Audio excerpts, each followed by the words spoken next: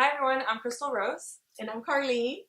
and we are here to share a message with you and see if we can garner your support in the light of the devastation from Harvey and Irma. Those have been hitting, places that are near to dear to us. But we also wanted to bring up another country that has continuous devastation from these instances like Irma and Harvey. And so we're hoping that this will resonate with you a little bit more, especially if you're looking to help. So Carlene, why don't you share a little bit about who you are and what you do? Okay. I was Carlene, and I was born. I'm a native of Haiti. I was born and raised there, and at the age of 13, my parents sent for me for a better life. Then I reside in Pasadena, beautiful Pasadena, California, which I loved and really was blessed. Just been blessed to be there, and I just believe that God always had a plan for my life. But after the earthquake in 2010, in Haiti earthquake, I went there. I visited Haiti, and when I got there, I just knew it just changed my life completely. And I knew at that time I needed to go back and give back to my country. So since then, I've been back, opened up a foundation called Child of Haiti.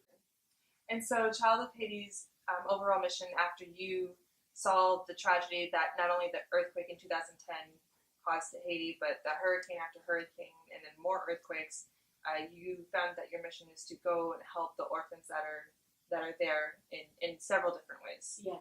So how has Child of Haiti supported orphanages so far? Okay, so far we've been coming back and forth, bringing teams. We've gone families, friends, and so we've gone out there and to different orphanages and work with the kids. Like I said, education was really the core of it. Spiritually speaking, Haiti has a strong foundation of that, so the kids already adapt to knowing who Christ is, and that's one of the things that I really want them to know. Yeah. But after that, education, and that's what we've been doing, bringing school supplies, and also hygiene product is very essential because we need to teach them how to stay clean and know or the importance of it. And so that's pretty much the main core of it: the education spiritually, and also how to and also with the clean water, educate them. And I've been going back and forth for twice a year and doing some wonderful work and saving lives basically. And the most important thing that we've been doing is because of our water situation, that we don't have good water. And so we've been donating a water chamber called Life Straw Community. And we've been able to take them to orphanages and schools and to help save lives. So you've brought these to schools and orphanages, but there's much more that's needed. So you're bringing more on this trip, taking some to the Dominican Republic, which they need all the help they can get right now. Yes, we are taking that journey there, and it's just heartfelt. Like you know what you can do, but sometimes you feel helpless. Right. And when I see these water chambers, I knew we can make a big difference. Right. In saving lives. So you are doing this out of not only act of love, but on behalf of the foundation. This is something you do continuously, yes. But like in every case, there's always funding issues or more support that can be had. So what is the challenge that we have right now financially in going to this? It's a lot of challenge because sometimes I feel like I'm alone, and usually you felt it's hard asking, and it's very hard asking, and sometimes people say no, and I know with me, I just have to keep pushing. This journey definitely funding is one of the things that we're going to really need, because there's going to be once we get there, transportation, especially going out to Dominican Republic, food, gas is extremely expensive. We need to rent a truck to take us to one of the locations that we need to go, so it becomes very expensive. Right, and it's not just as simple as going into a rental car and having getting a truck to take you into where we're going.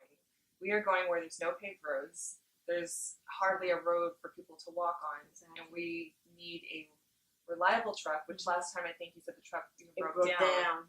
So even the reliability is a little bit questionable, but it's what we can get right in order to get to this distant. Exactly. Yeah. And that's a place where, very hard to get to. Right. And even something I can say, even the government don't even know these people exist. So it's really, it's really does something to my heart when I go up there and walk it, whether we walk it or take the moto or trying to get there, but we get there. So we definitely need help getting transportation that's reliable.